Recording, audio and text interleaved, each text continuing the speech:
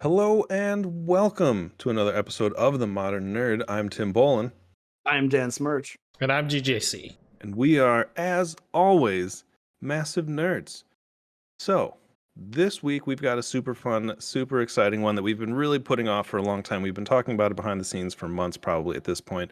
We are doing our top video games. I'm going to go with top 10. There'll be some honorable mentions, but each of our own individual lists of top 10. And we'll go over why we have each of these on the lists. Our lists are comprised of very different things for different reasons. So you're going to be all over the place here on our journey of video games and video game history. So a lot of us have a overlap in games we played in the past. We've all known each other, Jesus, 20 plus years almost at this point. Maybe 15. I don't even know. George, for a very long time. At least 20 so years. We've been playing video games. We met mostly, at least Dan and I, playing because of video games, because he came into the Blockbuster I was working at, Right. asking to talk about video games all the time. And I was like, hey, man, look, you want to just get paid to do this for a little while? And got you a job, and here we are. Yeah, before me and Tim were even friends, I would go in there and be like, I'm looking for this, and Tim's like, hey, what are you? You're looking for this? You're looking for that? Let me help you. I can help you. Help me help you. Help me. Help me help you. So with that being said, let's check in. How you guys doing? It's been a week since we've seen you. I know Dan's been real busy. George, with our time difference and everything, we don't all really get a time to chat. So what have you been playing? Let's just stick with what you've been playing lately, if you've even had time for games this week. Same thing. Been playing Subnautica. It's a fun crafting. The crafting portion reminds me of Stardew Valley, but it gets quite terrifying the deeper you go, and I have to kind of psych myself up. So not a lot of practice playing scary games, but it's pretty good. I'm enjoying it. Nice. George, what have you been playing lately? The new patch for Battlegrounds on Hearthstone came out this week, right. so I've been playing that. How is it? It's unbalanced, as it always is. That sounds about right. Yeah, that sounds about right. It's got a new a new tribe.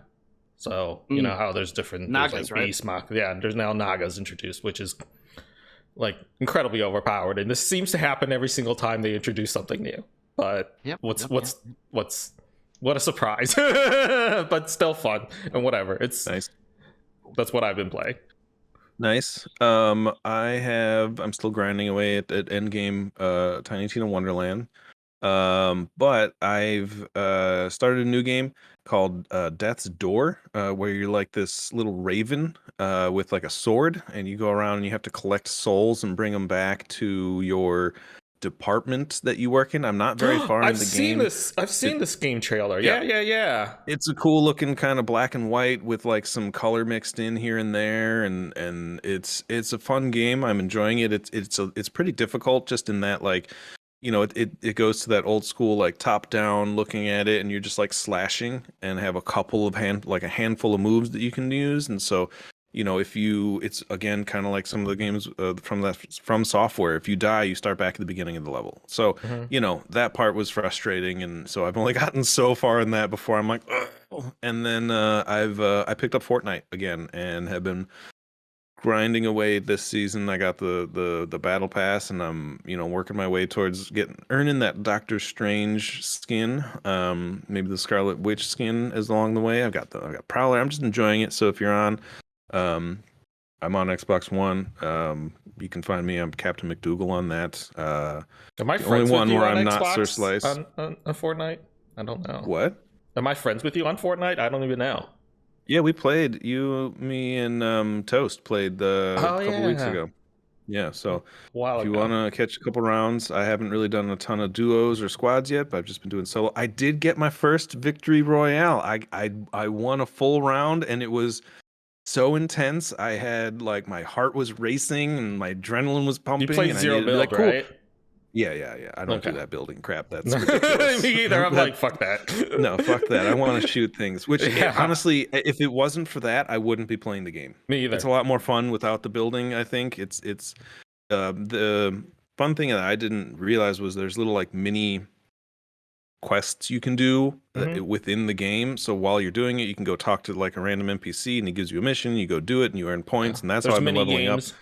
Yeah, it's a lot of fun. So it I didn't know you could do that, which at first it was just run and gun and shoot and kill. And now I'm like, oh, I can do things and drive this van and destroy as much stuff as possible and not even care if I die, like, because that's not what I'm doing in that round. So it's cool.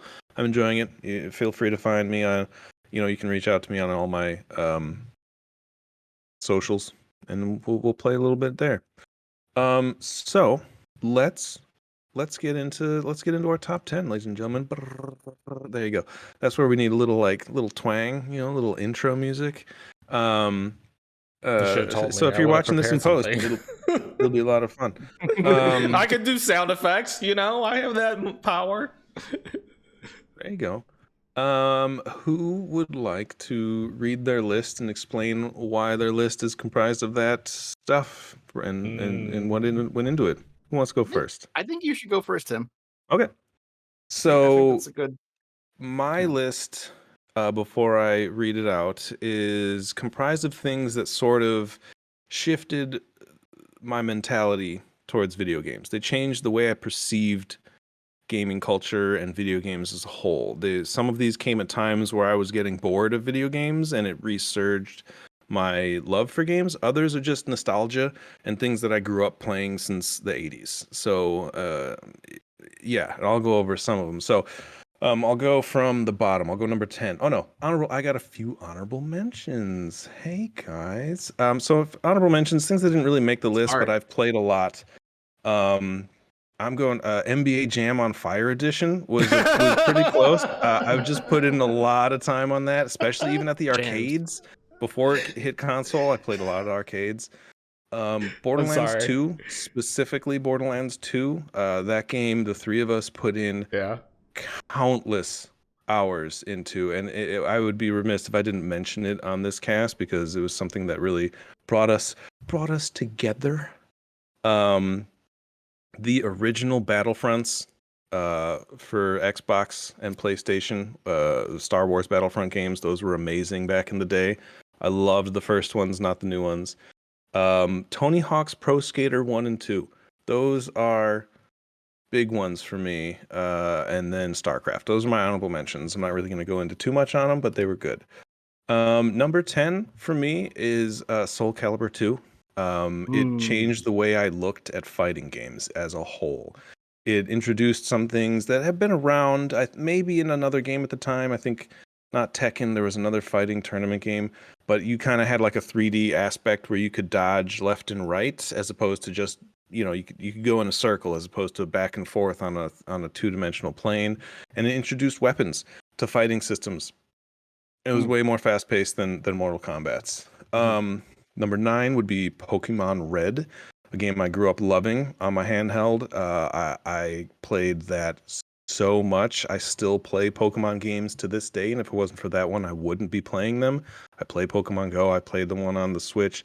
I've got them all at one point. And then number 8, I considered putting this one a lot higher, was Breath of the Wild. The Legend of Zelda Breath of the Wild. That is a beautiful game. The way you play it is fantastic. The storytelling is great in there as well. The beauty of this is you can get in, it's like the Photoshop of video games. You can get as much into it as out of it as you put into it. So you can play it really quickly, or you can really dive into the side missions and characters and aspects. It's an amazing game. Number 7 for me is going to be GoldenEye on the Nintendo 64. It brought couch co-op shooters, really. Before that, there was an internet then at some point, and the shooters were designated mostly for PCs. And I think GoldenEye really grasped what a console can do for a good shooter back on the Nintendo 64. So that was a wonderful one. Sitting around with everyone playing that. You can't pick Oddjob. You're not allowed to do it. You can't pick Oddjob. It's not fair. It's too short. Or the chick, the short. There was a chick at the very end that was also as short as Oddjob. Yeah. Otherwise, with civilian You play patrol or that like something. Right. split screen 4 players on the tiny little TV, and you have like this little Yes. rectangle of to look at, and then you'd be accusing people of stream sniping you before that was even a thing. My good friend Brian would come over to my house and whoop my ass on my own system Oh yeah. daily. Everyone had one of those. Daily. And I just was not even like it was frustrating. He's like, you gotta do the strafe run. You gotta like run sideways while you're, and I'm like, what does that mean? Yeah, I it gave up. was intense. It was a great game, and friendships were lost because of that game, most likely. Speaking of friendships lost, my number 6 is going to be Super Smash Brothers. You can really kind of pick one of them. The original for me holds a special spot in my heart. I didn't get as much into Melee as everybody else in the world did because I didn't own a GameCube. So the Wii version really is where I kind of was at Ultimate, where I really kind of found my stride in the game. But sitting around again, George and our buddy Nate at his place, just after school, just smashing and playing GoldenEye and all that. And now we're getting into what is this, number 5? For me, it's the Spider-Man 2018 version. It's a game I have played through, I think, 3 times now. I'm on my 3rd playthrough, I think, 2nd or 3rd. That story is still one to me amongst one of the best stories in video games told in a long time for me. There's a lot that I haven't played that probably have intense, deep stories, but that I'm a Spider-Man junkie, and that one really did it for me. Then also the 2018 God of War was one of the most gorgeous and put together video games I've ever seen in my life. The fighting, the combat, the story, the big reveal at the end, the anticipation of waiting for the sequel. Like, they made me just sit here and like itch every day waiting for another one of them. It's a phenomenal game. I recommend anyone with a PlayStation play that for sure. That alone, those 2 franchises for me alone is like, I want to buy a PlayStation 5 just to play the new ones, just for those 2, and then we'll see what else comes out. And now we're getting into a more old school game. It's a tie. I'm gonna go with Super Mario Brothers 3 or Super Mario World. Mario 3 specifically came at a time where I was playing. That was my 80s game. It really kind of changed Mario in a way. It introduced a lot of what we still know as Mario, with the suits and different types of things he can wear and do other than just like a fireball. So it was a platformer at one of its finest, and there's very few that can be better than that original, that Super Mario 3. But I loved it. Now we're in my top 3. I'm at Red Dead 2. Red Dead Redemption 2 was, again, I'm on like my 3rd playthrough. Cinematics, the story, it took open world, and really made me want to explore every inch of it. Rockstar just knocked it out of the park again. They've got some great ones in the books. GTA's, all of them. Vice City, San Andreas for me was my big one of those. But Red Dead 2, I could play forever. But I probably will. Oh, that was my number 2. My number 1 is a nostalgia factor and an impact factor for me. Was this old Bungie game called Marathon, to which we, without Marathon existing, we wouldn't have Halo. And Halo is one of the biggest franchises on the planet for video games at this point. But it was released in 1993 on the Mac. It was one of the only games available for Mac only at the time. It released the year, or it was 94. It was the year after Doom. And if you remember Doom, the original, you couldn't use your mouse and view up and down. It was only left and right when you're walking around. Whereas Marathon was the first ever shooter to introduce full axis of motion. You could look up and down and left and right back in 1994. So I didn't own a Windows game playing growing up, so I didn't get to play Doom all the time. I played it at my friends' houses, but I didn't get to dive into it and go from start to finish and play the story and really get that Doom experience. I got Marathon, and that really came when it renewed my vigor for video games. I was like, this is what a game can be. this is more than just a platformer. You know, I'd been playing all those games. I've been playing Killer Instinct and like all these other fighting games and everything. And then this came out for me. My uncle gave it to me, and it came on floppy disks, the smaller hard disks, and it had like 8 discs. So like you'd be playing and beat something, and then it's like, oh, take the disc out, and I'd put a new one in and go back and forth, and Good times. it was nuts. And they made 2 more, and then they made one that was not exclusive to the Mac, and it didn't do as well. But it was it put Bungie on the map. Really, they had a game before that, but it really cemented Bungie as players in the game, and it took them a long way. And they went into Halo eventually, and took a lot of what they did from that and used it and made Halo, which was a great game. So that's my top Nice. 10. Let's hear from Dan. Okay. This was hard. It was real hard. This is hard to pick 10 games over the course of our lifetimes. Yeah, it is And very hard. it's really hard to not. It's like, what do you choose? You know, I'm very Barney Stinson, in that new is always better, but not really. But it does feel like the more games have how far they've come, it's hard to not appreciate just not only the graphics and the gameplay, but the cinematic value of everything has gone up significantly. And for me, I found it a real challenge to not pick most games that had come out in the last 5 to 10 years. I had to really remember to pick games that resonated with me. And what I ended up with was really were games that were really not a lot of multiplayer things happening. It was games that had a strong narrative and a strong storytelling ability, and stories that, since you're playing as these characters, just resonate that much more in me than a movie or a show. And I love video games for that reason, how far they've come. Before I do my top 10, oh man, I don't even know. I will say, before I get into it, I will remember the first time I saw Mortal Kombat changed me from like little dude Dan to little gamer Dan. Seeing what seeing what this game Made you a man. Little gamer Dan. seeing what in my eyes was essentially looked like real people fighting and being controlled was I was like, and then seeing, not too long after that, seeing my first fatality, Sub-Zero pulling a man's head and his spine out of another man's body. It was like the season, it was like the Red Wedding for me for the first time as a kid. Just like, it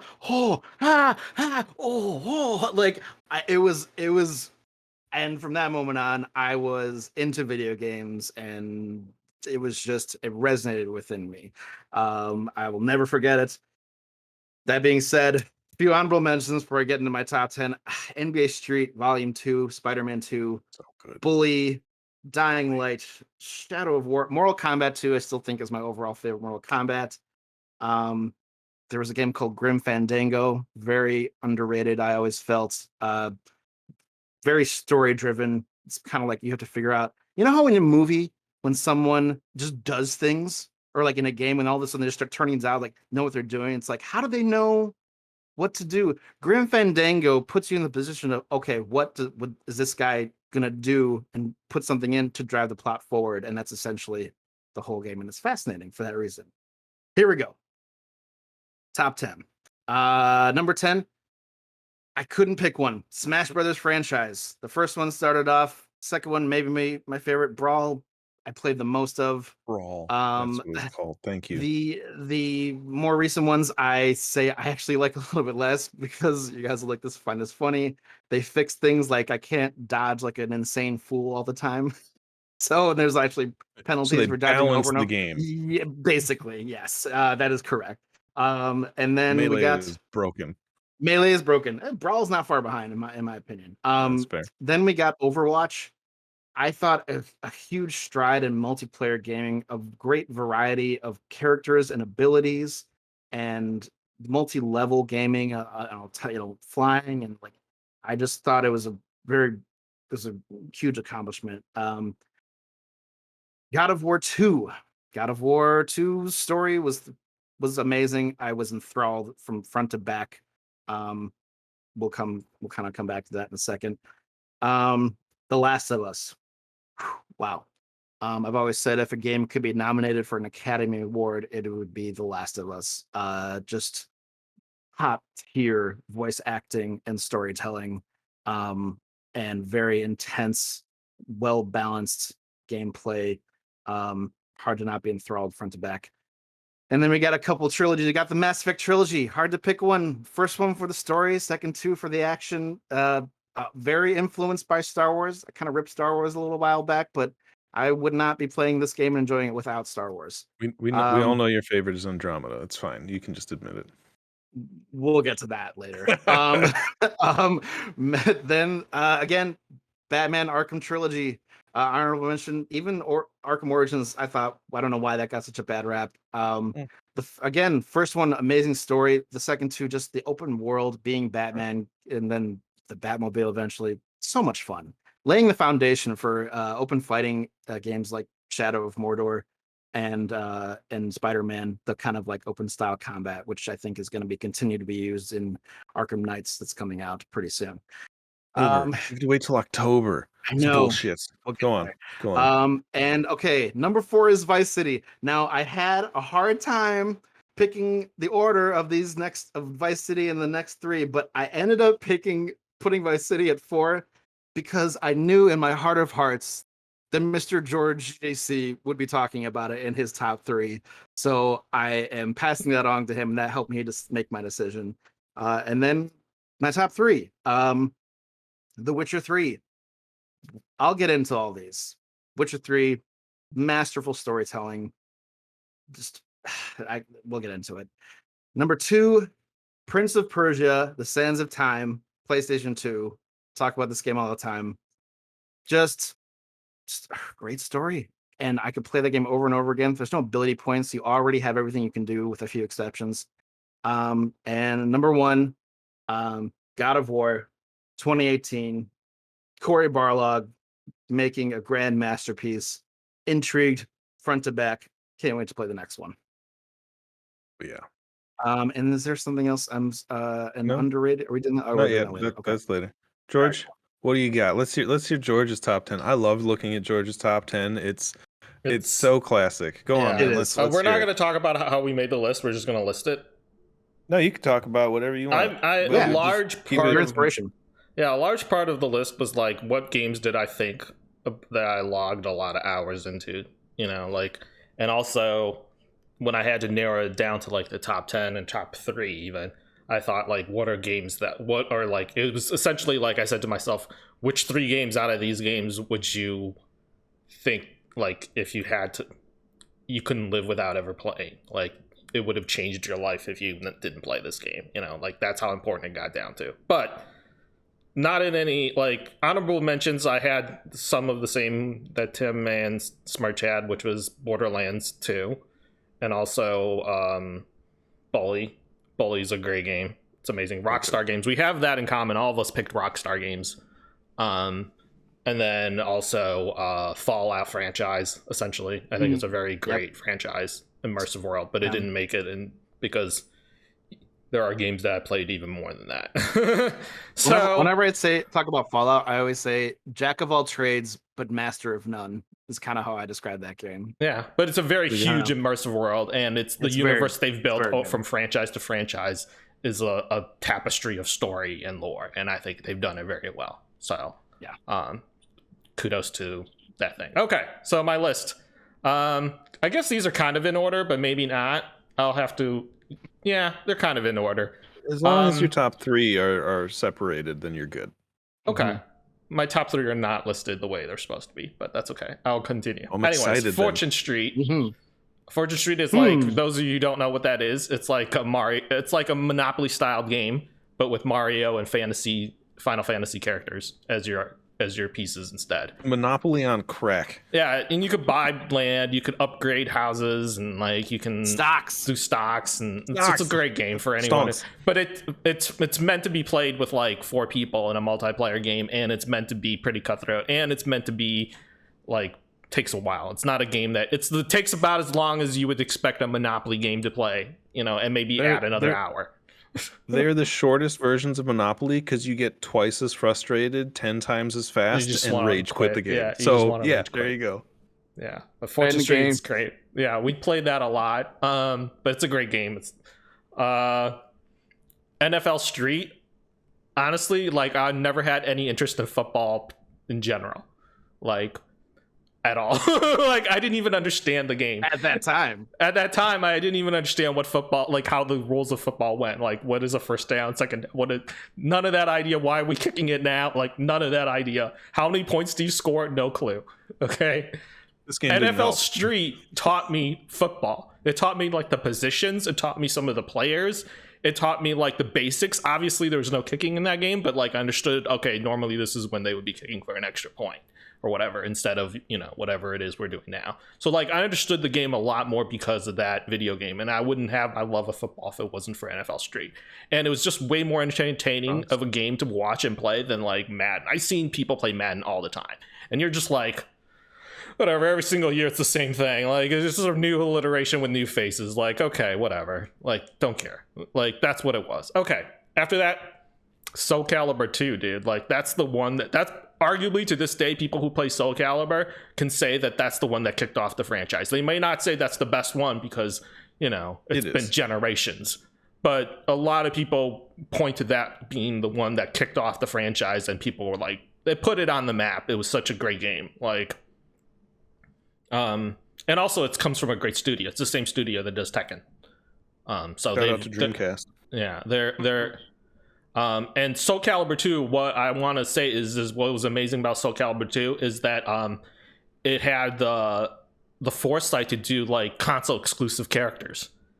It was one of the first games to do that, so that if you had all 3 consoles, you were like the coolest kid. And we had all 3 consoles at one point, but the Wii Cube is like something that's portable, so people would take it home and like not have it all the time, you know, because it's so small. People would take the Nintendo Cube with them, and so like I barely ever played as Link, but Link was a really cool character, and like they had Spawn for the Xbox, and it also had Hachi. It had Hachi, yeah, it had My Hachi. Okay, moving on. WCW versus Nwo Revenge. Oh my God. 64, Nintendo 64. Okay. Me and Spurch and Slice talk about it all the time. I'm not going to go into it. Dude, can I just say how awesome I thought I was at that game until I played you guys and you reversed every single one of my moves. And I was like, how are you doing that? You're like, you gotta press R the right time. I was like, I do that. It's not work. And me and Tim, like we do the fake out thing where it's like we stand up and down real quick in that game and then grab you to dodge it. And Smirch had no idea what we were doing because he'd never seen anyone use that technique before. Yeah, like the fake grab and like the duck and quick. Yeah. Anyways. Moving on. That was the last time I played that game, by the way, I'm pretty sure. Smash 64. Smash 64. Like, also the game that kicked off the franchise. Amazing for its time. What a great idea. I still remember the commercial. No matter how they toss the dice. Yeah. So happy together. It was like a bunch of mascots hitting each other with stuff. That commercial. I remember that commercial. Yeah. Final Fantasy X. Landmark game that's in like the first of that generation console that like really showed off PlayStation 2 graphics. It was just such a beautiful game and so immersive and such a great story. And like to this day, it's so hard to like find a Final Fantasy that holds up to that. I kind of was. Final Fantasy X. That was such a great game. Yeah. Yeah. Yeah, that was so good. Finally, okay, top 3. Final Fantasy VII. Also the first one of that generation console, PS1. Cloud story is infamous. He's the most famous character in the whole entire Final Fantasy franchise, hands down. Cloud is the most famous one. Final Fantasy VII is the most played Final Fantasy, at least in our generation. With the, I guess now with maybe 14, maybe With the more remake, players. though. No, I don't know. Now with It's the a good remake, you question. can definitely solidify that. Yeah, Final Fantasy VII is Probably. like that's their golden age of Final Fantasy. People would all agree with And that. a great animated movie, by the way, Advent Children. Mhm. Yeah. Really good. Great. Really, really good. Beautiful For its movie. time. Yeah. You couldn't tell a difference back then when you're like you No. thought this was a. At moments so you're good. like, is this a live action movie? It's so good. Yeah. Very good. Great action. Number 2, Mario Kart Wii. There it is. We all knew I what was think that's coming here. probably the best Mario Kart in the sense. Yeah, probably the best Mario Kart in my opinion. Mario It's Kart Wii. It already like I mean each iteration of Mario Kart gets good, is good, but this is the one that like had the best. The graphics started looking really great. Like the controls were really great. Yeah, that's the one that I played the most on. It's probably the one I still kick ass on if we ever find a Mario Kart Wii that works. I think that was the last one that had manual driving. Yeah. Or no, had automatic and manual. Automatic. Yeah, Sorry. changed down to like you have to drive manual now. I think. Yeah. Or you could still drive automatic, but it's very weird. It's not the same anymore. Like from what I remember. Anyways, and finally, my number 1 is GTA Vice City. There it is. We all knew. I've logged like countless hours into it, and since we're going to the top 3, I guess we can stop there. I don't need.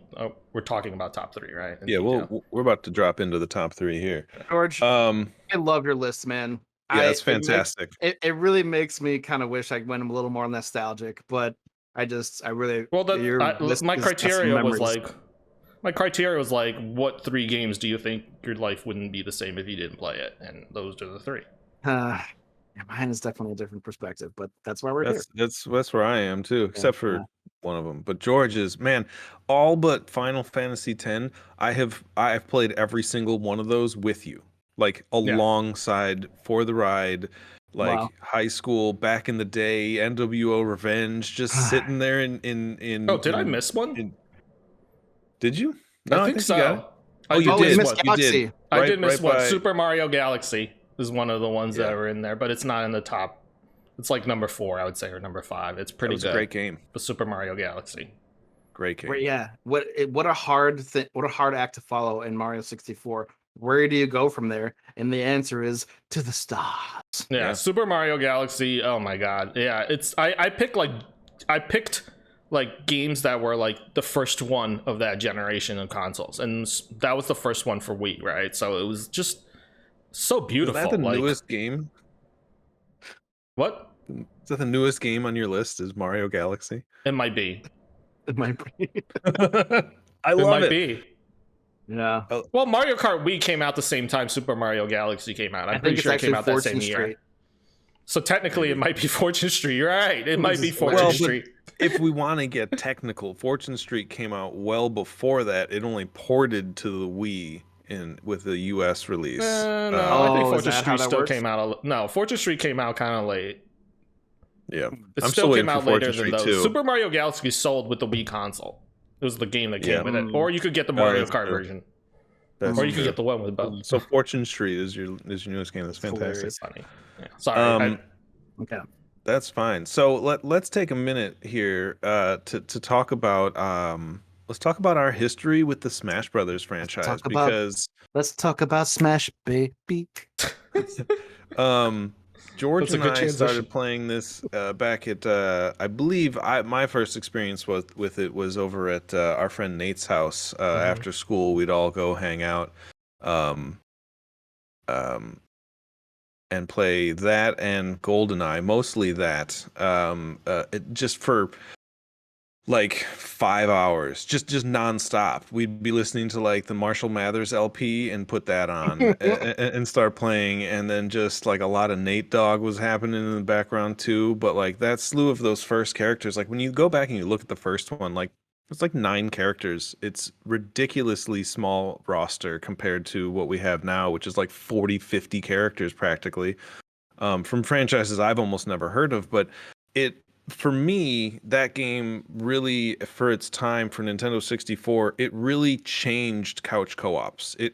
For for the better. There's been numerous games that have tried to capture that, and they all try and do something slightly different. Like one of the latest ones is that Nickelodeon game, which was apparently just awful, and I regret spending money on it. But I had to try it. I had to know because it's I don't think it's nostalgia bad. for It's that just one. we're too entrenched in our Yeah. Smash ways that like the differentiation is like too much for Yeah, us. it's not a bad game. I'll give it that. You're right. It's not a bad game. But we grew up with this game, and so much so that like even with a gap, there was between when I started playing this to when I met Dan. When I finally met him, we were like, oh hey, what about Smash Brothers? And we're like, oh yeah, you play Smash? Let's do this. And like fun, it resurged, like it came back into my life. Because like I said, I never had a GameCube, but then eventually I was playing Smash Brothers over and over and over, and it just became a whole new thing, a second time in my life. And I have two impactful moments with one video game. That's like very rare that there can be like a 6-year gap between when it came out and made an impact to when it again made an impact on our lives. So what are you guys' experiences with the Smash Brothers franchise? I wanted to ask what were your guys' mains for the original or for the subsequent games? You I know think what everybody it knows is. my main. Yeah, everyone knows mine. I mean, not we're everyone not- we're not does. You gonna could say it. guess though. I mean, like, I mean, Yeah, let's of see. course. Can you You guess? want me to guess? Of course. Yeah. Well, I can already know. First of all, for Slice, it's the Kung Chu Pikachu, Yeah. and for George, it's the pink bubble of Death Kirby, Death from above, dude. Yeah. Kirby. George is my nemesis, and I had one of the greatest defenses against Kirby with the lightning bolt and everything. The only reason why, like, I think I'm probably pick Kirby is because I've played with Slice the most when it comes to. You guys could probably Smash. guess mine So- for the original as well. I would say the reason why I picked No? Kirby was because I played against him so much, and Kirby's one of the only Falcon? ones who's fast enough to keep up with a Pikachu. So Yeah. like I have to, my main had to be a character that was fast enough, but had like at least its own characteristics that could take on a Pikachu if it had to. So It's if funny it was 'cause I any never slower choose. character, it wouldn't have been able to keep up. Yeah, I never choose like the. I choose quick characters. I choose agile, not so much fast. Like Fox and Falcon, they were fast characters. They run around like crazy. Pikachu, he could move, but that's not what he was there for. His attacks were really quick and like sharp and in there. And the one downside to the Chew was you had to be like this close to do most of his moves because he's got no reach whatsoever, unlike someone like Zelda who's got the sword that can get a little bit more, or Fox with like his B spam and just start shooting everybody. And yeah, no, it was always the Chew. And then I think Ness was in the original, wasn't he? Yes, Yep. it was. I think Ness became my main and has remained one of my mains to this day. Chicken fire. George's secondary was Luigi. Yep. Yeah, that checks out as well. Bang bang. I had an interesting first Smash experience. My favorite character, I think, in my opinion, kind of sucked. Captain Falcon didn't stack up to the likes of Kirby and Pikachu, and I liked him, but I just got my ass whooped most of the time. But that changed. That changed very quickly with Melee and Brawl. God, Melee for was me. so broken. Melee was very broken. Fox McCloud was broken, who I picked almost all the time. Both his forward and upward smash, you could just get people at like 60, 70% health. And it was like, this shouldn't be. He's a fast character with these attacks. This is not.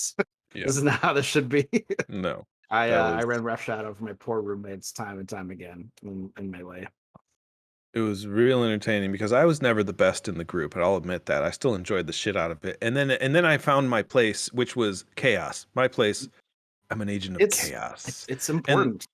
And then I worked as a youth counselor for a while, so I worked with a bunch of teenagers. And in the beginning, I started just like, I was pretty good compared to some of them. And then they were still putting in the hours though, putting them in. And I was just casually playing at that point. So eventually I started getting my ass whooped by a bunch of teenagers, and I was, in my late 20s. And I was like, okay, cool. This really kind of put me in my place for where I belong in video game history. And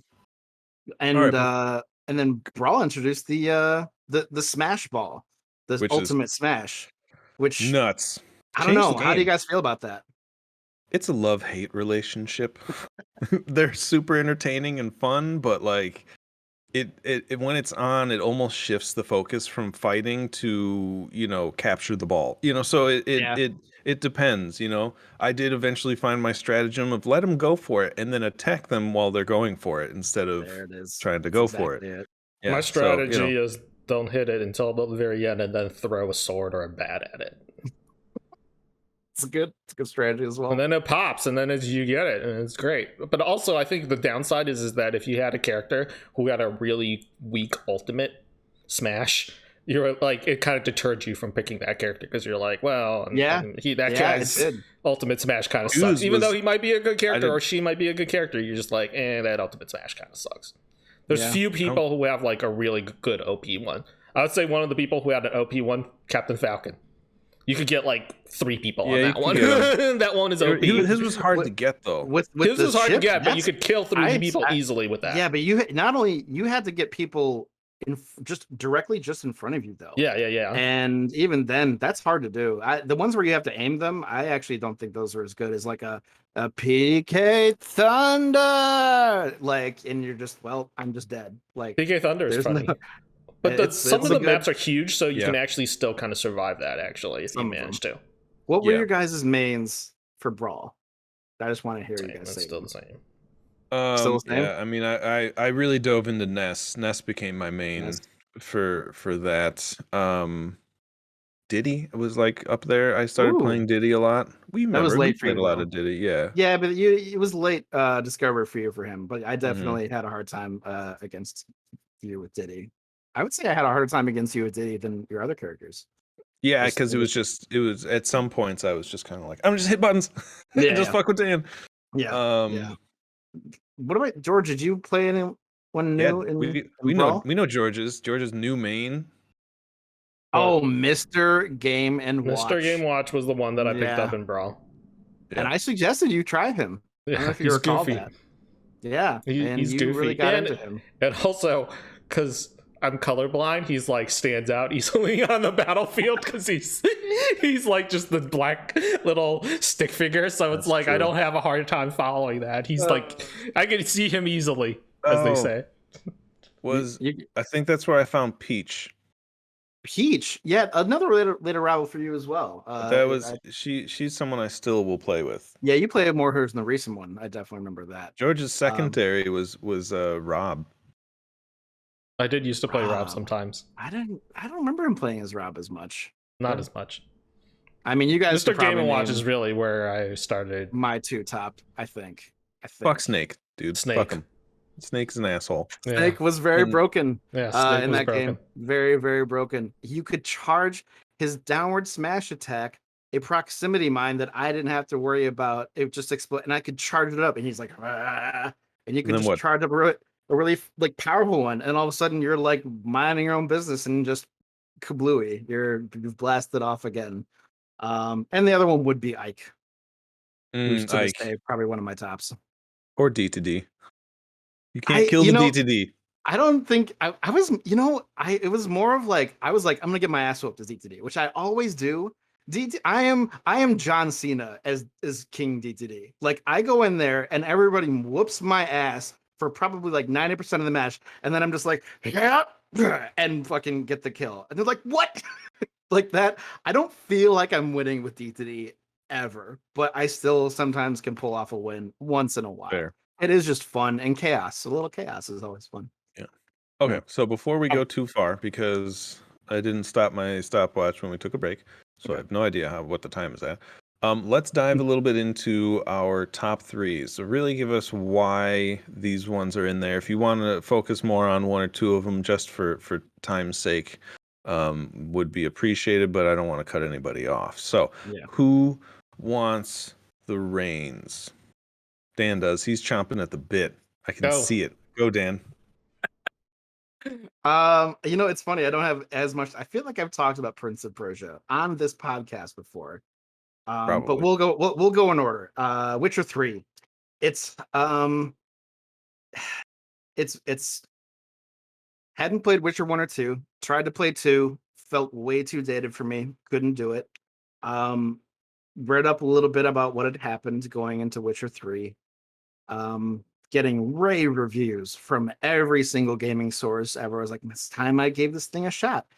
And third person like sword fighting games have always been my thing. I can't honestly say the combat is why I love this game.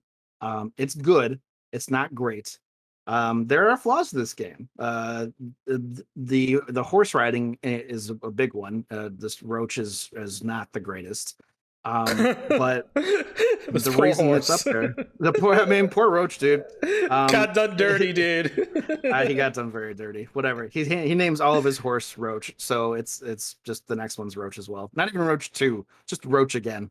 The reason this game is up there is its storytelling ability and how it's not only great, like fantastic in the main story missions, but every little random side quest or monster hunt that you have to do is an adventure, and you find yourself trying to figure out, like, it's never predictable. Every single one, you think you might have an idea of what, and maybe you're right. Sometimes a broken clock is right twice a day, but sometimes it's just not. And you start to learn that it's not really about, like, like many things. It turns out more often than not, it's man is the most evil monster of all the land, which is a great, what a twist. It's a good, the way they do it and the way each individual, even the smallest stories unfold, is a masterclass at video game storytelling. Something that is, I wouldn't say lost, but something that is never applied to the totality of a game. And that is, to be able to experience that over and over again with each and every quest is amazing. I can't, even on a replay, I would forget what happened, and I'm like, oh my god, that's right. And your decisions affect everything that you do in the game, not to a huge amount, but enough that you notice things later on. And it's one of the grandest of RPGs. And for me personally, I'm a little over the whole, character creation and what kind of person that is. Like, Geralt of Rivia is an established character, and you can do things just very slightly of one or two ways of how he would do it. And the illusion of choice in games is kind of, it's like, yeah, you have a choice, but like, it's still, things kind of unfold the same way anyway most of the time. And even if they do, it's like, it just doesn't, choices don't feel like the way they should. And so I'm kind of over it. And so to have one that's kind of made and just do it slightly one way or the other is, I think, in a way, for me, more of a choice than other games claim they provide. So I will always be grateful for that. And I also will say, playing that game on its hardest difficulty was one of my greatest gaming experiences, because it forces you to use all the utilities and the things that you have. Every single blade oil, monster potion, what have you. Did not use my first playthrough because I was just running through it on normal. And hard mode's not that hard. You just have to take every battle very seriously, and I really appreciated that game for it. Okay, number 2, Prince of Persia. This was one of the first games I really got into. The story is very good. A rare, very good love story in a video game, with a fantastic ending. I cannot recommend it enough. I do, unfortunately, can say that maybe they fixed it, but the remaster fell short, and someone messed up on the audio mixing, and there's like things like the water droplets are about 100 times louder than they should be, and it's a little heartbreaking. Yeah, you're like, water's not that loud. It's a the fluidity of that game, I still think to this day, is unmatched, and that is in the combat and in the movement of your character. Being able to run along a wall and jump from wall to wall, and something we see a lot, but is rarely done with such elegance. And I love the fact that you basically have most of the abilities unlocked at the beginning of the game, and you are given little hints whenever you save a game. You find a sand cloud, and you're given little hints of what you can see, premonitions of what you can do, and you figure out how to do those. it's to this day one of my favorite just story and like fun games to play. You can just hop in. It's like riding a bike. I will always appreciate that, and something we don't see a lot of. A lot of like, how many times have we seen a trailer for a game? It's like, oh, you look at that, look at what you can do, and you have to put it in a solid like 10 to 20 hours to unlock the ability you saw in a trailer, and you're like, I am only having this ability that I saw in this trailer for like the last like third of this game. Like it's very nice to have it all and to do it all from the start, and I always will like that for appreciate that for that game. um okay, and number one, God of War 2018. Cory Barlog also did God of War 2, I mentioned earlier, way back in the day.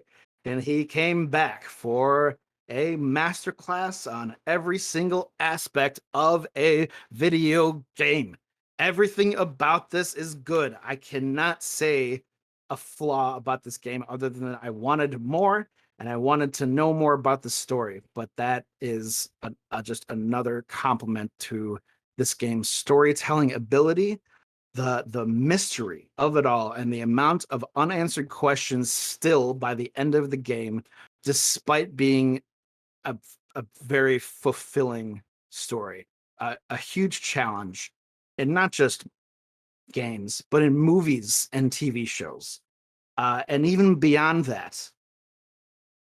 Some of the greatest, most fun, intense, enticing combat, if not some of the best in a video game I've enjoyed. A big shout out to Dark Souls, which didn't make it on any of our lists. It's just not our cup of tea, it would seem.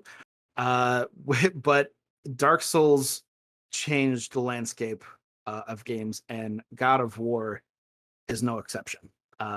It that was heavily influenced, and in the previous God of Wars in the PS2 and PS3, you faced dozens of enemies at a time, swinging your blades around. And in this game, not only does it make sense from a gaming perspective, it makes sense from a narrative perspective. He is older, he is slower, he has an axe, he's not swinging the blades around anymore. And again, masterful, just awesome. I to spoiler alert for God of War, I do recommend you play it. About halfway through the game, you do unlock the Blades of Chaos used in the original game. And I was so excited to use them. And I found myself, as Tim will agree and has said before, that the axe, they had done it so well that it still felt better in many ways. And to be able to surpass the Blades of Chaos, which were, in my mind, one of the greatest gaming weapons and mechanics ever, is I can't believe how well they pulled off this game in so many aspects, and like the grandioseness of it all, and like talking to the world serpent for the first time. It was so intense. The audio. I could go on for a solid hour about this game. It's everything. The relationship Kratos has with his son is an amazing perspective for his character personally, if you know his past especially. And it's a game I'm going to probably be talking about and will revisit once every few years for the rest of my life.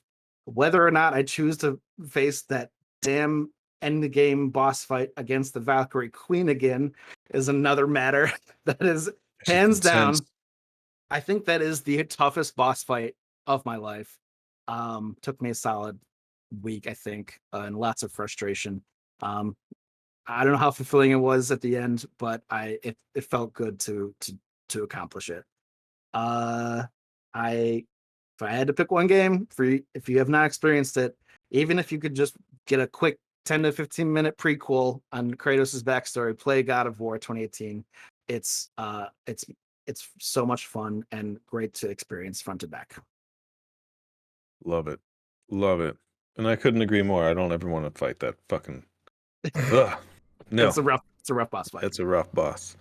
I'm gonna save George for last because he said the least about his games, so he'll have the most in-depth things to do. So I'm gonna start with Super Mario 3.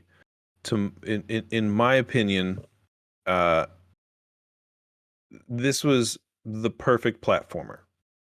I don't know of many platformers that can really that really need to even exist. I mean, that would exist without these types of games, especially the Mario franchise. But the amount of levels that you have in Mario 3 was good. You know, it's still to this day, if you don't use any of the warps or anything, like it'll take you a while to get through that game. It's a fun game to play as a platformer if you're in it. Like it's just built perfectly. You know, there's enough where they added to the game from the previous to make it feel fresh and new, especially from two. Two was weird. But like, you know, you get the new Tanuki suits, you're gonna get the new you get the frog suit, you get like all the statue one, you get all these different suits and stuff where you can fly and utilize these levels in a way that really hadn't been done before this.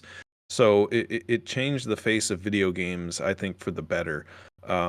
As far as platformers go, and it really put a stamp on Nintendo, really kind of solidifying its victory over Sega, which on paper Sega should have won. They had the better console because it came out closer to the Nintendo than it did the Super Nintendo. So Sega had a leg up going into it, and Nintendo was like, "Okay, cool, fuck you. Here's this." And the first, you know, it was one of the earliest SNES games, and it put that console on the map. Um, we growing up, I had we called it the Nintendo room. It was basically the old nursery from when me and my sister were babies. They had the crib in there. They took it out and then put in a little tiny desk that came up to your knees maybe, and had like a old, you know, the old school TVs on there, and we put the Nintendo and the Super Nintendo in there.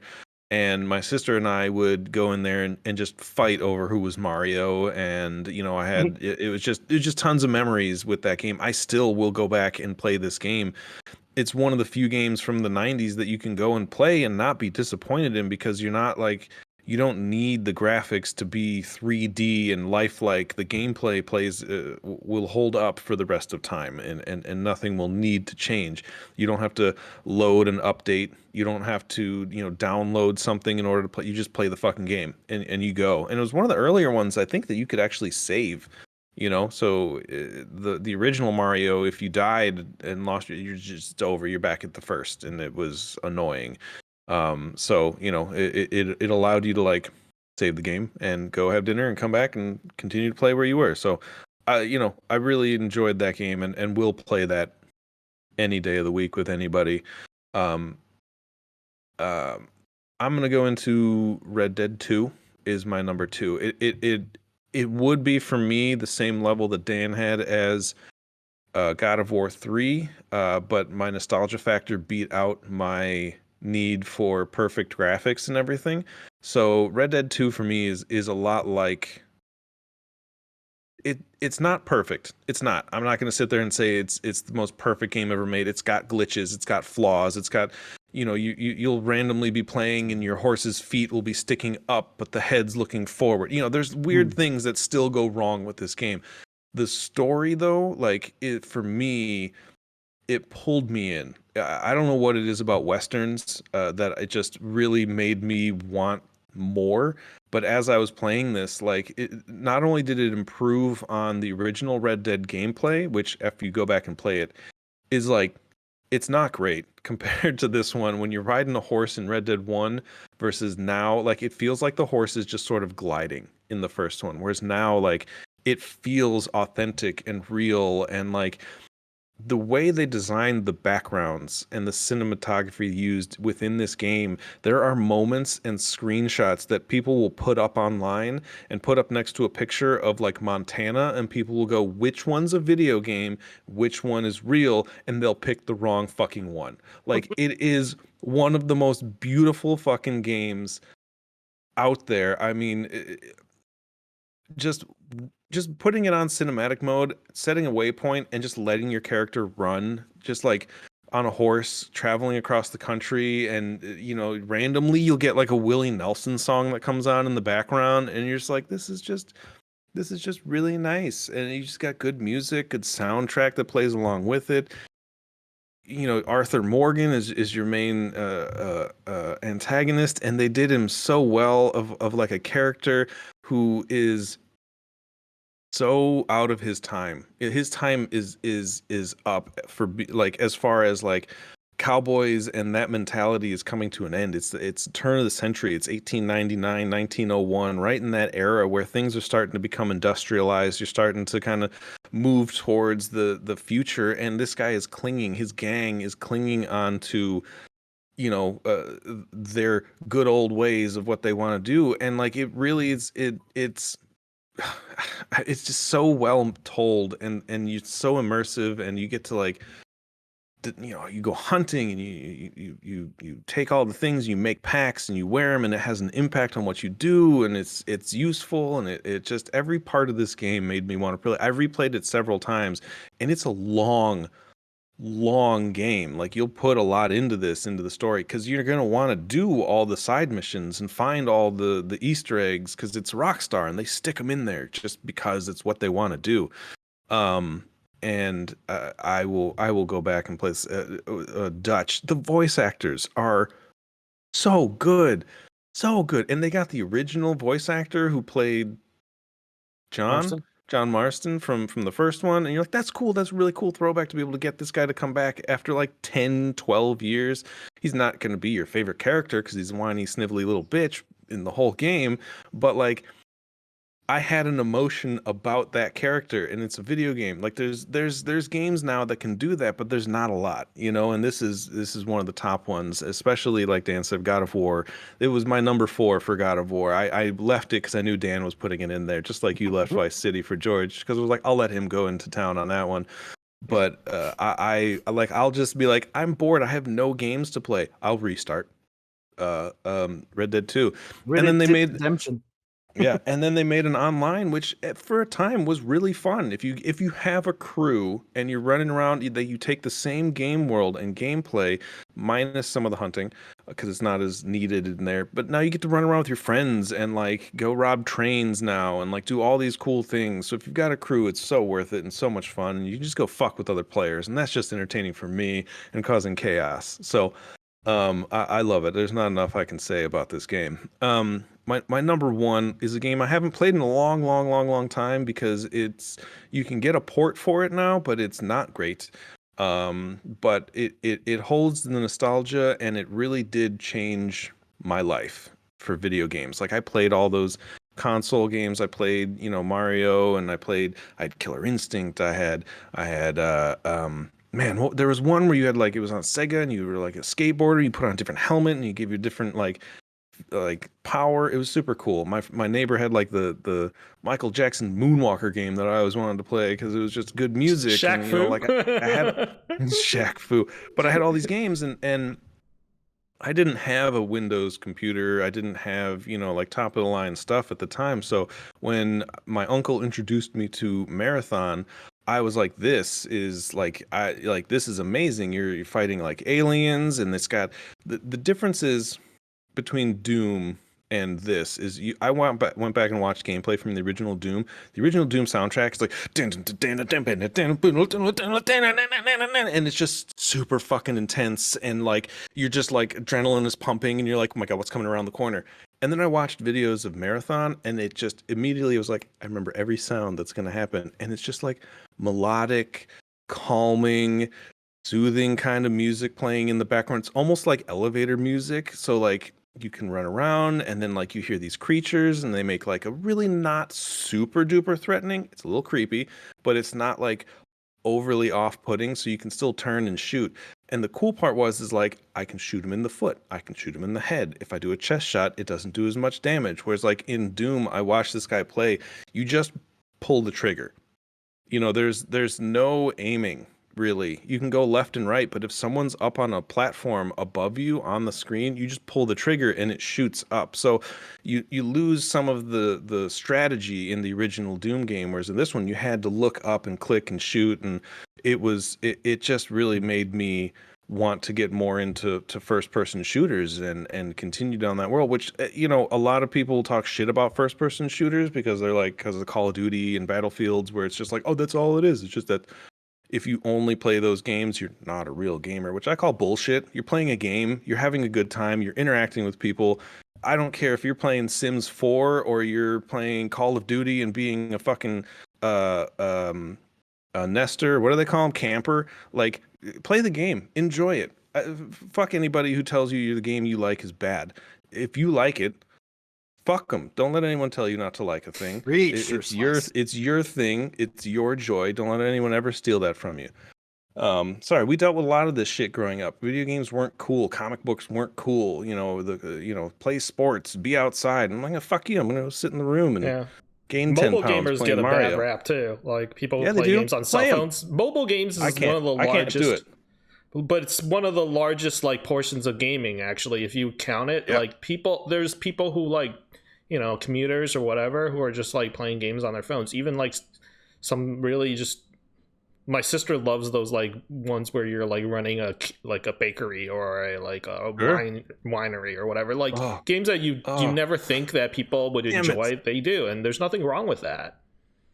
I know what Tim's about to say. Damn it, George, I hate you. I have to go back a little and do a shout out to not a top 10, but Overcooked 1, 2, and then the new re-released one. Those games are insane. If you want an amazingly intense, fun, chaotic, adrenaline pumping multiplayer experience, go play the Overcooked. Or if you want to get 2. yelled at. It's intense. Here's the thing, the games like that, two games I never thought I would play, Overcooked and Stardew Valley, because I tend to look at something and I'm like, oh, that doesn't look like that awesome or worth my time. Like, that's not always the case. No. It's the content of the game that matters, and not the cover of the art, so to speak. And God, countless hours in both. Very good games. Oh yeah, good games. Yeah. Okay, so that was my walk down memory lane and my rant on game haters.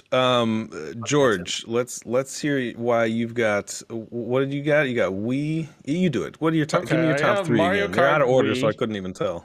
They are out of order. I got Mario Kart Wii. I think like I didn't really play Double Dash because I didn't have a cube to play that on, but a lot of people enjoy Double Dash. Some people think it's like the it's a very controversial topic in the Mario Kart franchise. Some people think it's like the abomination they should burn with fire. Some people want to come back. I'm all for whatever. I don't, I'm not, no opinion on it, so I can't say, but I feel like Mario Kart, like on the Wii, really like they took it, like that was the step above anything. Like, the graphics looked amazing, like the controls of the game got really beautiful, like the way you like implemented like the drifting and all that. It was like honestly the masterpiece. And I think from that point on, like, it was a hard act to follow also, like, because look what they did. The Deluxe is technically, Mario Kart 8 is technically still the one that came after the Wii. It's just a redone one for the Switch.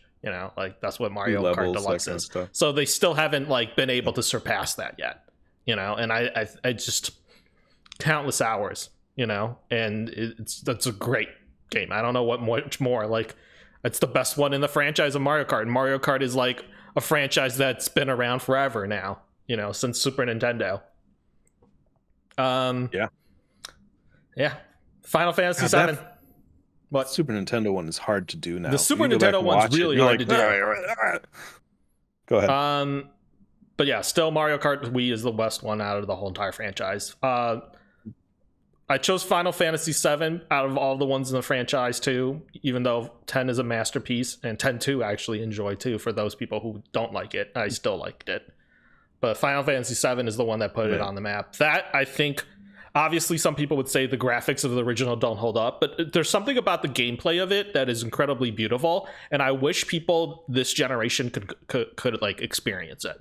I know the graphics you'll say won't hold up, just like we were talking about before, but I think it's one of the ones that like, it's one of the most like immersive RPGs that they've ever made. And it like, I remember when I got it for the game, I didn't even play it on the PlayStation. I got it for the PC originally, and it took 4 discs to play that whole game. That's how many, like, you had like 2 install discs, then 2 discs that you played between, I think, or something like that. But it was just it's the masterpiece. I think to this day, the company's still probably trying to chase after that, like to that height, you know, and that's why they remade it. That's why the remake is more than one part. It's coming out in like several parts. It's just, those characters are iconic, the story's iconic, like it introduced a lot of people to that universe, you know. I dare say a lot of people wouldn't play Final Fantasy if they did never played 7. Yeah. And finally, the one that was probably going to segue very nicely into our kind of another topic is like Grand Theft Auto Vice City. It's like it's once again the masterpiece, the crowning achievement to the whole entire franchise. Some people would say GTA 5, and I love GTA 5. Don't get me wrong. I replay it all the fucking time. Countless hours on GTA 5 as well. But it's a matter of you wouldn't have a GTA 5 if you didn't have Vice City. Vice City put the game franchise on the map. People had already been talking about Grand Theft Auto 3. It was already controversial for its time. They're like, oh man, this game lets you like have sex with a prostitute in a back alley, and like you get to do all sorts of crimes. But like what was interesting about it, and I think maybe not as personal about it, is that the character you played never talked. You know, Claude never talked. The game was kind of dark. Also, it was like in the sense that like the world you didn't see too much of because of the city, its life, it felt not as big. And then when you got to Vice City, everything was bright, everything was colorful. Ray Liotta was your protagonist, and like the cutscenes and the story was beautiful, and like being able to do things like buy properties and invest in them and level them up, and all those mechanics that we take for granted now in Grand Theft Auto. I forgot about that. Next level stuff in that aspect. Yeah, all the stuff that Grand Theft Auto that you take for granted now in a Grand Theft Auto game was in Vice City. You had a garage with properties that you could think. You went around collecting. I spent countless hours making the perfect save files, which is like, this is a good place for you to like get to start the game. And I actually have everything unlocked already with a bunch of cool vehicles and all this stuff, and none of the story is done. Like I unlocked the full map, and that's where I stopped, and then all the stories were done. And you could always go back to that save file and replay from there. And all these cars, I had beautiful tanks, I had undercover cheetahs, I had like every single best car you could find. I had all the properties unlocked, but none of the story was done. Only just, you know, like, and people will be like, how did you do that? Every hidden package found. Like people, like those were like golden save files, because it took a lot of game prep for you to play that and then not play any of the storyline, pretty much, aside from unlocking the full map. And so I think just countless hours creating those like amazing save files that are beautiful start points were, I don't know, probably half my life was spent doing that. Like, I don't know. A lot. It's and like I said, like voice acting on that was so much better. And it's one of those games that I think took voice acting to the next level and storytelling to the next level. And because of that, I think there wouldn't be like sandbox games and open world games like that. It developed a whole franchise on its own, essentially, and it really launched it. And Vice City, finally, as a final point, how impactful Vice City was. Tommy Vercetti was made one of the USA Today's Man of the Year that year. What? He was like among the 3 people, but he was one of the 3 I didn't people even they know picked. that. Yeah, Tommy Vercetti was the Man of the Year in USA Today. Ray And he's the Liotta. only I think he's the only made-up character and only a video game character to ever make the list. It's because that's how impactful he was. Fantastic. There you go. That's man, Vice City. I was almost anti 80s music before that game, and I've never had a quicker turnaround. It was so good. Now I'm all nostalgic about 80s music to this day. Yeah. You can't say enough. God, that end game stuff, to do all that work to get the final 2 story missions of the game is huge. What a bold risk for a game of so long ago to make. Games didn't do that, I don't feel like. Until then. Amazing. Yeah. Amazing. The driving. God, the driving. And what's interesting is chronologically the story takes place before GTA 3 too. So it's kind of funny because you'll see the GTA 3 characters and you'll be like, oh, there's Avery and there's like Claude and there's like all these other characters you saw that are kind of like made cameos in Vice City. And it was a bold risk for them to kind of, instead of making a sequel, like a prequel story, to kind of and then to take on an era and to also obviously pay tribute to like other pop things such as like Scarface and other mafioso and that kind of Miami Vice and all these inside jokes that cultural references that are put in it. I think it wouldn't have like things that we take granted now and Easter eggs and cultural references that are made in video games we take for granted now today. You could directly see like how it comes from Vice City, because Vice City had no shame about it. They were not tongue-in-cheek. They put it out in the open. They're like, this person, they hired Jenna Jameson like to be the porn star voice actor for the porn star character. Right. They had no qualms about like making a splash in the pool at a time when probably video games were not okay. Like people were not okay with video games already, and they were like, well, you know what? That one made it less. That put national news, you know, with like the amount of violence and everything they had. They made no qualms about making a splash in not just the video game world, but just in the world in general. And that I think to this day is something that video games try to do, and maybe probably very rarely achieve. You know, like how often do you think a game makes that big of an impact culturally nowadays compared to Vice City? It's very hard to find a game in the last few years to even say that. So I don't know. Yeah, it's an amazing accomplishment. God, the mansion is just almost straight up the Scarface. Yeah, mansion. It's straight up Scarface. And what a cool, like, I had personally not seen Scarface, and then when I did, I was like, hey, it's the mansion from Vice City. Even though it's not, but you know, it was a cool moment. And I gotta say, big ups to Grand Theft Auto 3, which laid the foundation for this game. It didn't have quite the storytelling part, but it was still very good. And something that we haven't brushed on is, I mean, the first true, people will say what preceded Grand Theft Auto 3 was a game called Driver, and there was an open world aspect in that, but to me, Grand Theft Auto 3 was the first really true open world game to go anywhere and do anything. And what an accomplishment, and how many games have followed suit since then. Even though I feel like we're seeing a drop off a little bit of not as many open world games. Maybe we had an oversaturation, so people are making different choices based on that. But regardless, very cool concept that we see and we will continue to see in games to come. Yeah. Did anybody owning play apartments, multiple save points in RPG games? Like that's a concept. Like having a home, like things like that. Those are things you take granted for an open world RPG that like Vice City laid the foundation for. And you were like, oh yeah, like games didn't really have that like before that kind. And like you just have one save point or one home. Yeah, it's right. Grand Theft Auto 1 and 2. Not for me.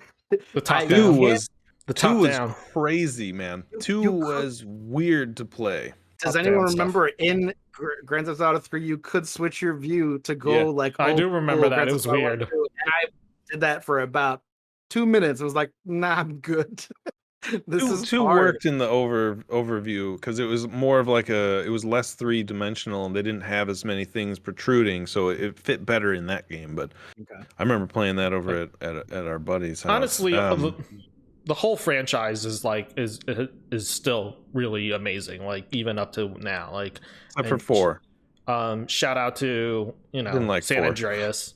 4, it had great. I mean, it was the first one for that generation. But 4, I mean, I love it because it's like they screwed up the driving, which is a big part of that game.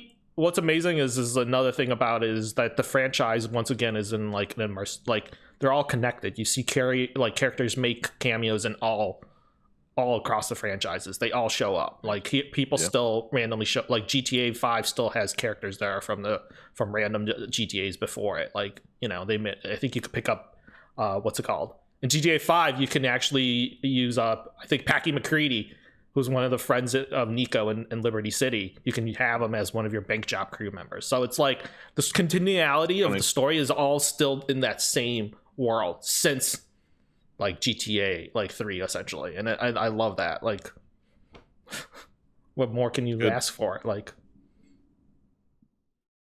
okay, so we have gone through our top favorite games, which are all, most of the lists are all fairly well known, well received games. Very few surprises, I'd say, for anybody here. I think Overwatch was the biggest surprise on the list for me. That you you had. never liked it. I mean, that's okay. Oh It's no, I love the game. Don't get me wrong. I really I think do. I think it's fantastic. It just, think I of just of had to all of them. have something on there that I I'm so I'm so tired of the same old multiplayer Yeah. It Call was of different. Duty, Battlefield bullshit. Even Valorant, a game being revered, to me is just Counter-Strike with powers, Oh, peeking Counter-Strike around was good. corners. And like, I mean, I don't you gotta I've always said this multiple times, like, give me something different. I guess Valorant would be an all right example, but like even just like a oh man, Titanfall. Like, Great. yes, you are shooting, but you also can like wall run and slide and you Hop can into a call down Titan. this giant mech and have giant mechs fight. Like, Yeah. great. Give me something different. And Overwatch took that to the nth degree. Every single individual, multiple characters, multiple talents. I really appreciated the variety. Uh, 2K Gaming, I think, or the gentleman that made Borderlands games tried to have a similar game that came out somewhere around 8 months before Yeah. Overwatch called Battleborn. But not as successful. But still, I Gearbox. appreciated what Gearbox. Thank you. I appreciated what they were trying to do. Yeah. Give me give me something different. I want to reward originality, and I continue to play that game to this day. Yeah. It's a good Yeah. game. I gotta Cool. pick it back up again. Yeah. Okay, now let's talk about. We'll make these ones quick because we've been going for quite a while here. Do we all have our most underrated game that? How do we define this? Something that you really, it's not a guilty pleasure, but something that like you really enjoy playing that maybe didn't get enough press, didn't get enough um copies sold, or I'm other people intrigued. may have been like, this is not the best game out there, but you really had it was underrated in your opinion, and you enjoyed it and you had fun playing it, and you don't care what anybody says. Do we all have one? Yeah, someone's got I one. Oh guess yeah. you guys go first. I guess I'm gonna go with I really just enjoyed playing this game. And it was an Xbox 360 launch title. And it was Cameo, the Four Elements, I think, was what it was called. And you're this like character who looks suspiciously a lot like Fern Gully. And you run around and you have these different creatures that you can play as. It's in the line of like an action game, not an RPG, but like like a Mario Galaxy style player, or N64 type play style. But you get to kind of like turn into this like rock monster and then roll around and fight What, things. what's the name of the game? Cameo, Cameo. Okay. I really, when it came out, when the 360 came out, I was um really wanting games, because in my opinion, all of it had the most launch, and not even an opinion, I think it had the most launch titles of all the Xbox game consoles. So I was Call of Duty, I was playing Perfect Dark, and like all the big games that people were waiting for and chomping at the bit, and then Cameo just kind of snuck in there, and I had a good time playing it. I remember getting it and being surprised and just staying up really late playing this game, as opposed to hopping on Call of Duty 2 and just murdering the shit out of people and pissing off gamers. So it was, and it's not that it did bad by any means. It was well reviewed. It was not one of the biggest games, and I don't think it got as much playtime in people's collections. So that's what I'm going with. I have a second one, but I really just want to do it for shock value later. So go ahead, Dan. Uh, sure. Well, I talked about Prince of Persia: The Sands of Time, and its two subsequent sequels were just didn't quite stack up to the well executed game that was Sands of Time. Warrior Within caught the second one. They recast the voice actor up to a much lower, gravelly sounding kind of guy and gave the whole game a bit of a goth makeover. Still very good game. Secret ending, very cool. Didn't quite land. By the third game, they learned they messed up. They brought back the original voice actor from Sands of Time, but it was too late. The damage had been done, and there was a cool kind of like you were alternately like this. There was called the Two Thrones, and you were sometimes this dark prince that had different really cool powers, and it was a very good idea. Just couldn't quite nail what the magic they had captured in the first game. Still very good though. Two Thrones, very very good game. They stopped. No more Prince of Persia's for a while.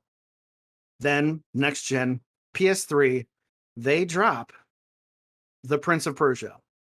No following title, just the Prince of Persia, 2008, PS3. I thought it was great. I thought it was really fun. To this day, if you just look up, maybe we can get this in post, of like the combat in that game is cinematically some of the coolest like visuals you've seen. You were with a girl who has like these teleport powers, and she teleports you around to like hit these guys and slide, and then you'll peer above them and like come down it with your sword. It's a very I don't know why it wasn't more successful, especially given the success of the Sands of Time. The movement, the fluidity of the platforming, moving around. You'll hear me complain a lot if you're a frequent listener about moving around in games, and how I am just so over like running or walking in games. Even driving starting to take a toll. So anything you can throw at me to spice up moving around in a game is great. And the Prince of Persia is the maybe even more than Sands of Time, a foremost example at the variety of how you move around levels. You have this claw that allows you to like climb up on ceilings, and it's just a fun, I think a very fun game. And what's most disappointing is that is a constant mystery surrounding this Prince of Persia. We don't know much about him, and it was clear that whatever he was or is going to be revealed in future titles, which we never got because the success of this game was not good. And maybe that could be attributed to the prior two entries that had come out that were just not quite as good as the Sands of Time. I will always be sad. It's a really fun and it's a pretty good story too. I don't know why it was more successful. Great combat, great platforming. You could just kind of hop in and just go around levels, have it like flipping around, doing like crazy moves to get from place to place. And again, another great example of what is a blossoming love story. Something that doesn't really happen in games often. And when it does, how good is it really? I mean, sometimes it either lands or it doesn't. And the chemistry between these two video game characters on this very underrated game was masterful. Amazing banter between the two of them. And I will always be sad there weren't more subsequent sequels to this very fun, lighthearted game. And to make matters worse, they had a DLC that really teased the next game, really teased, and we just never got it. So that'll always be a little sad about that. But that's my underrated game. George? Hots. What? Hots. Heroes of the Storm. What? Okay. Quick prelim to this one. Okay. There's two games that I introduced both of you to that you both went on to play like 1,000 times more than me, and it's Hearthstone and Heroes of the Storm, which is fucking hilarious. Right. But go on. Oh my God. No, wait. Stop the presses. I've been taking credit for introducing George to Hearthstone. But I showed you Hearthstone since he's been streaming, and when in fact Tim was like, "You should check this out." How about that? Yeah. Clip it and ship it right now. Hearthstone, one of the bigger of the two that I really enjoy playing. It's a lot of time consumption to get into that one. A lot of money for Hearthstone, but go on, George. That's another Heroes of the Storm. Heroes of the Storm. Without Heroes of the Storm, I probably wouldn't have found Hearthstone, first of all, because I never would have downloaded Battle.net. But Heroes of the Storm is like an MMO. Well, not MMO. It's what's it called? MOBA. MOBA. It's MOBO, a MOBO, Massive a MOBO. online battle arena. It's like, if you've played League of Legends, it's essentially the Blizzard version of League of Legends. I think the reason why I say it's underrated is because there are other franchises in that genre that eclipse it. Like Dota is even more well known than that. But the genre in many ways started with Blizzard. Like League and all those other things wouldn't be possible if it wasn't for like StarCraft and World of Warcraft. So what I always liked about HOTS is that it had the IP characters that like you knew from the other franchises, like from Overwatch, from World of Warcraft, and from Diablo, StarCraft. Yeah, all these other characters that you knew from other franchises that were beloved characters from Blizzard were now playable in this one, in one thing. Was it like some people would say, well, it's just like a rip-off of League, but like it's like not like inaccurate. Yeah, it's not inaccurate, but it was just still a really good game, and it was underrated, I think. And great game.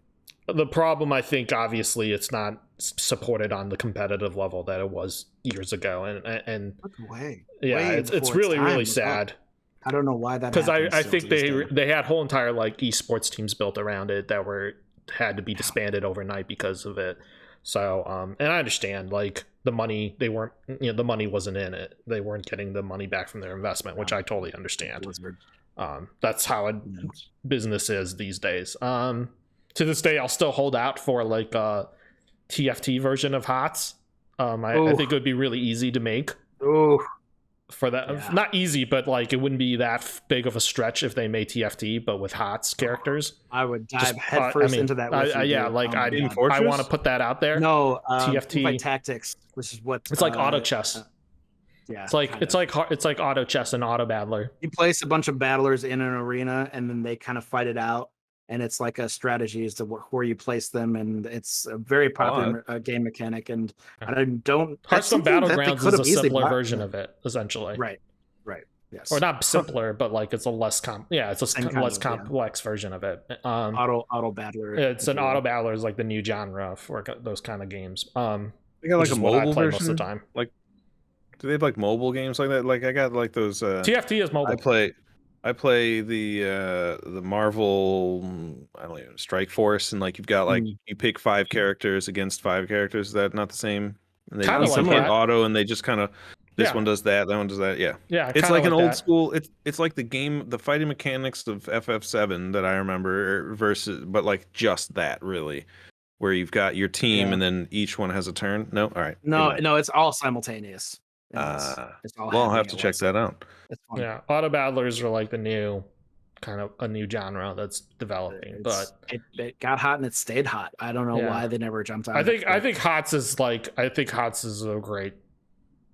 Like I'd be willing to revisit that for it. So there's so many characters now. There's so many characters too, and like it's fun in the sense that it's like I'm not having to deal with like sweaty, like League players all day, like being all upset and whatever. You can just kind of do your own, like no one, like because it's not competitive in many ways in that sense. Like you don't have to worry, you just do your own thing and like screw what other people are doing and just like do your like. I just want to throw basketballs across the map at people like all day long, like, and then not have people be upset about it because I'm just tired. Somebody kill that duck. Yeah, just try to freaking. Anyways, all right, that's it. I'm done. You know what game I want more of that I never got more of, and I'm very sad about it. I really am. Is Dan will like this Monday Night Combat. It was fun. I did play. It was fun. I enjoyed it. It was an enjoyable of all the game. games. It was a third-person shooter that took tower defense along with it, and it was just entertaining. I just had a good time. I want more of that, and you just want more of that style of game, which I'm on Smite is like that. Have you ever played Smite? Whatever. No, but I'll take a look at it. Smite is kind of like that too. It's it's like 3D with lanes that you're protecting, and imagine like but is it a shooter? Imagine HOTS, but instead of you're looking from the top up with a map, you're looking at it from like a third person perspective, and there's lanes and stuff like that, and you're defending towers like that. That's essentially what my Night Combat is. All right. Do each of you have a game that you are most disappointed in? Sure. Disappointed. For fear of someone stealing mine, I'm gonna go first. Okay, go. And I was very excited for this. I really loved the first two games in this franchise, and then they were gonna introduce like a co-op gameplay style, and you could play with your friends, and it was just gonna be this open world chaos, and it had Terry Crews in it, and I was very excited to Wait, to hold on. to, You to were get this concerned that game. one of us was going to steal this from you? No, not at all. No. What? But Okay, it was like- it is one of the most disappointing games that came out in the last 10 years. I don't even remember when it came out. But it was Crackdown 3. I was super excited because I really loved Crackdown 2. It was fantastic. It was just fun. It wasn't like a hyper intense story driven game, but it was an entertaining game and it was fun. And this one came out and it was basically the exact same thing with like no improvements. It went through just production hell. It got pushed back like 5 times over multiple years, and when it came out, you had to download two separate things. One is the single player version, and one is the multiplayer. And the multiplayer was one of the biggest loads of crap I have ever seen in my entire life, and I was so sad and disappointed about this game. It let me down. I had one of the original marketing end cap signs for the original for Crackdown 2 in my garage, and the third one just I was so sad. I was so let down by it. It was so disappointing. That's all. What do you got? I mean, you already spoiled mine. What is it? Mass Effect Andromeda. Just All right, I from forgot what that I I've- did that. From what I understand, it has been patched, and the greatest. You'll notice that a lot of what I've talked about today, thematic and storytelling took kind of a big forefront into the games that I've talked about today, and Mass Effect is no exception. That's the dialogue and the storytelling and the character progression is one of its biggest strengths. And to go from the trilogy to this, where people are just like have like little, this is like their default expression on their face, talking about everything all the time. There's literally a clip of a woman saying, "My face hurts," like from all of like the crying, and I'm like, your face hurts because it doesn't look like it's broken, and your game was rushed. It was rushed to launch. I mean, I was immediately taken out of it. I maybe have thought about revisiting it, but it's hard. It's hard to get myself to go there. I've heard the combat's still pretty good, which is its other strength. So maybe, but if I am watching a poorly constructed android deliver lines, it doesn't matter how good the voice acting is if their face is just like this all the time. So I don't know, it's really took me out of it, and it was real letdown, from especially given the standard that the previous 3 games had set. So I'll just leave it at that. The game's been torn to hell already enough as it is. George? I was gonna say Borderlands. Borderlands one? 3. Borderlands three? 3. I was gonna say Borderlands 3, but I think there's good things in it too. So I don't want to It's like. good enough. It's good enough. Yeah. It's Yeah. just it was a very long wait, and it was bound to. Yeah. I mean, it had high No expectations. DLC characters. Yeah, you it know, had high like, expectations, but I think it really Yeah. let people down. recasting of Yeah, and- Claptrap. yeah, it's just a few missteps. And then another thing that I guess probably was sad to see was I think it's a good example is I feel like some good companies are falling off their pedestal, and Rockstar took a big misstep recently as well with the Grand Theft Auto Oh yeah. a relaunch or a golden edition or whatever they want to call it, Yeah. which is like Yeah. the one with the 3 original Grand Theft Autos. Three- Reminded just me, like it reminded me of the no.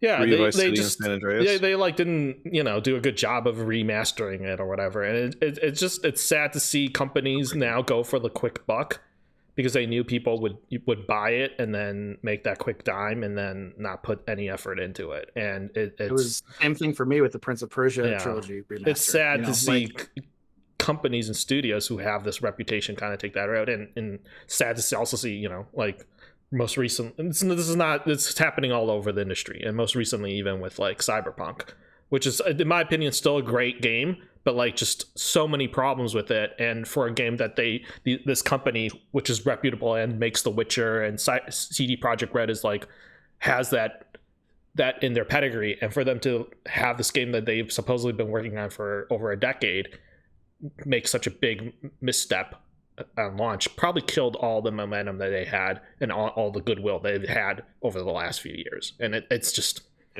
it's sad to see that happen in the gaming industry, that this is what happens, is that you give these studios your goodwill and you trust them kind of, and they all, it's like Batman. It's Batman, dude. Dark you Knight. either die a hero or live long enough to see yourself become EA Games. Yeah, damn it, I was gonna say it. yeah, that's literally the speech, and it's funny to say that because Smirch brings this up, is that then you play games that are like obviously indie games and no budget or whatever, and you hear stories about like Stardew Valley, which just have so much heart and one person doing so much work on that. And you're like, how is it you have a team of 20 people and you still couldn't figure out how to port over GTA? More than that. No, well, I mean, they outsourced it out to like a 20-person team to try to report GTA, but it's like, I don't understand how you could mess that up. Like, I don't know. It's the money. Like, it all comes, these studios at one point become so big that at the end of the day, it's about money. Gotta make that launch date, Yeah. this ridiculous launch date that these producers will set. And it's like, we can't do it. Well, too bad. We're not going to push it back. So do what you can. It's like, and then you get this. It's heartbreaking. It's heartbreaking. So that's my disappointing rant. No, it's fine. All I want them to do is really give us a good Red Dead 3. Like, I don't even give a shit if they do another GTA 6. Like, that's fine. But Red Dead 3 to me, because it's such a newer, and more interesting of a concept and franchise for me. Question though, where did they go with the story?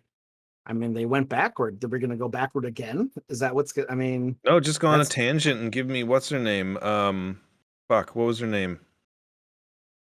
The woman in the beginning of the game they find out her husband was dead, and she becomes like a mainstay in the gang, and Arthur runs a bunch of missions with her at the end, and what's her name? Oh my god! I remember you talking about. They save her in the beginning of Red Dead 2. Yeah, they save her in the beginning, and she becomes part of the gang. Oh, Sandy. right. Oh, yeah. Right? She becomes a badass. Right.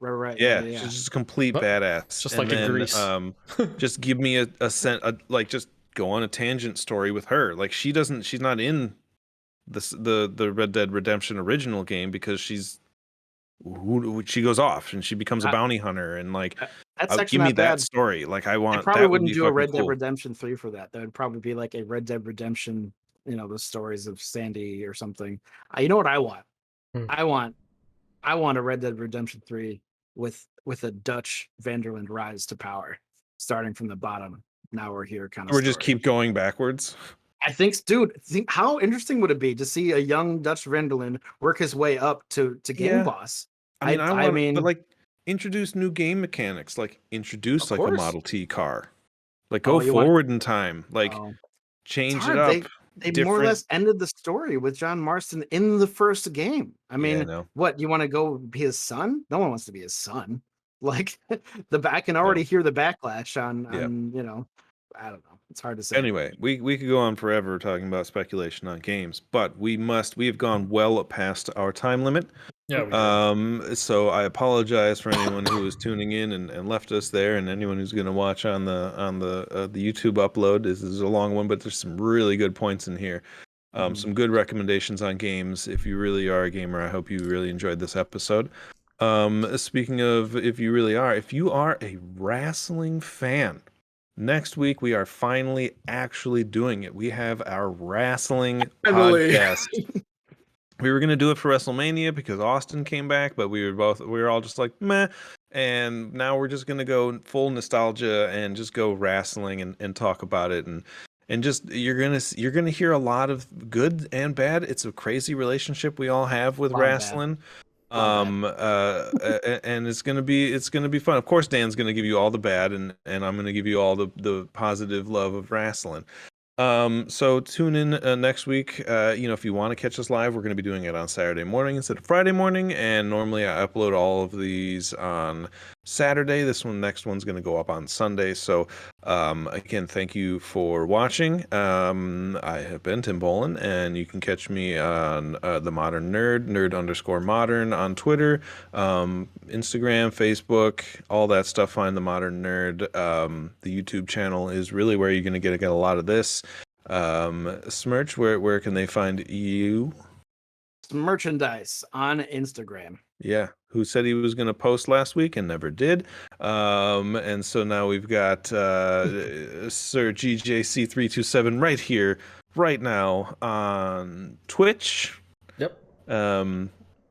Yeah, and all of your, are you throw up your socials? You can throw them up there. What are you, GJC327 on literally everything? Everything else. Fucking right. Make it easy. Brandon. Thank you guys. Tune in next week for some wrestling entertainment. Otherwise, thanks for coming. Thanks. Thanks, y'all. Till next Cut it. time. Wrestling. Cut it.